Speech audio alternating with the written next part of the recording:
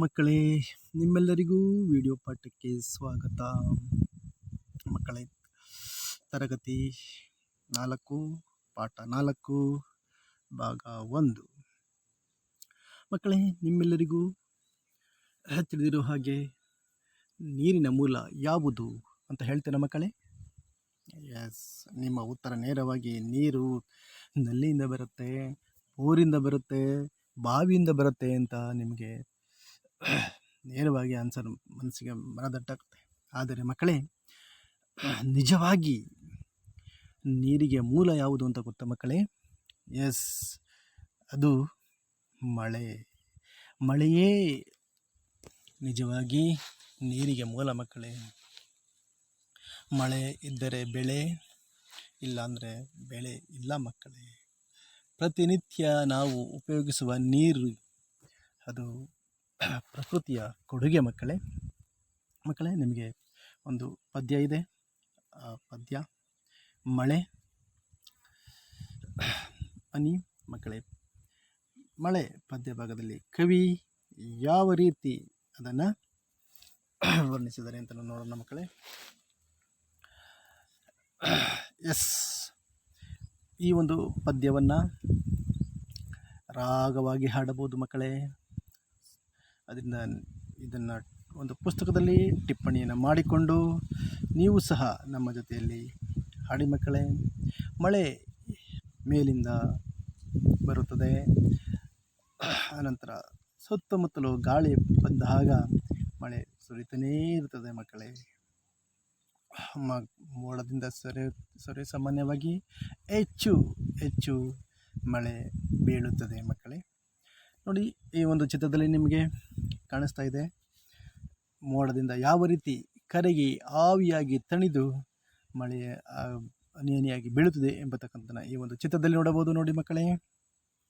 S, ನೋಡಿ ಮಕ್ಕಳೇ, ಈ ಒಂದು ಪದ್ಯವನ್ನು ಹಾಡಬಹುದು. ಹಾಡಿ ನೀವು ಟಿಪ್ಪಣಿಯನ್ನು ಮಾಡಿಕೊಂಡು ಪುಸ್ತಕದಲ್ಲಿ ನಂತರ ಪ್ರಯತ್ನಿಸಿ ಮಕ್ಕಳೇ.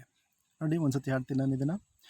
ಬಿಸಿಲ ಜಳಕ್ಕೆ ಕಡಲ ನೀರು ಆವಿಯಾಯಿತು, ಆವಿಯಾಗಿ ನೆಲದ ಕಡೆಗೆ ಬೀಸಿ ಬಂದಿತು.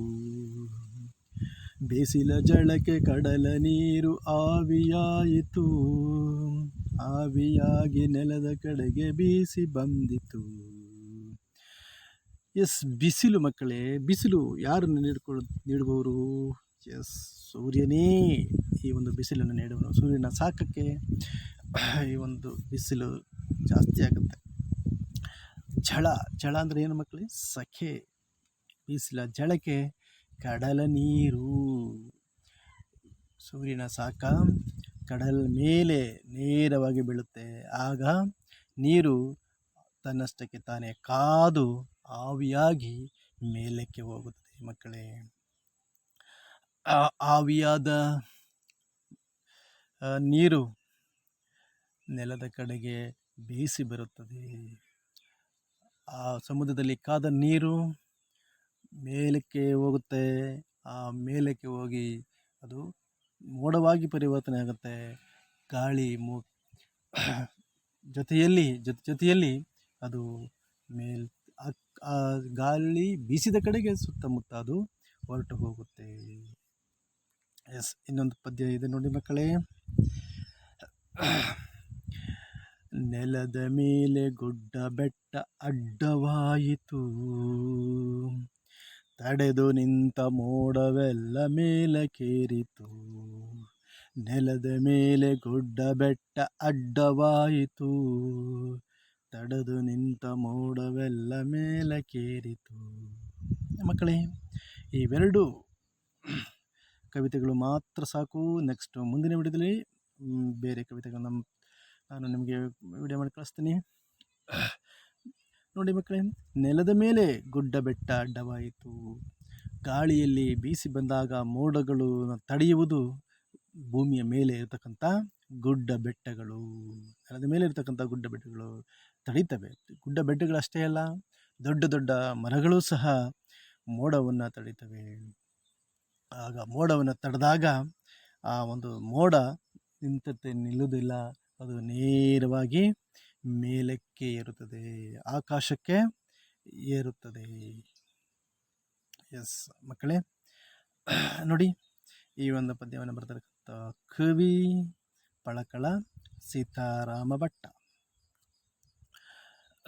ಜಳ ಅಂದರೆ ಬಿಸಿಲು ಅಥವಾ ಸೆಕೆ, ಕಡಲು ಅಂದರೆ ಸಮುದ್ರ ಅಥವಾ ಸಾಗರ, ಅಡ್ಡ ಅಂದರೆ ತಡೆ ಮಕ್ಕಳೇ.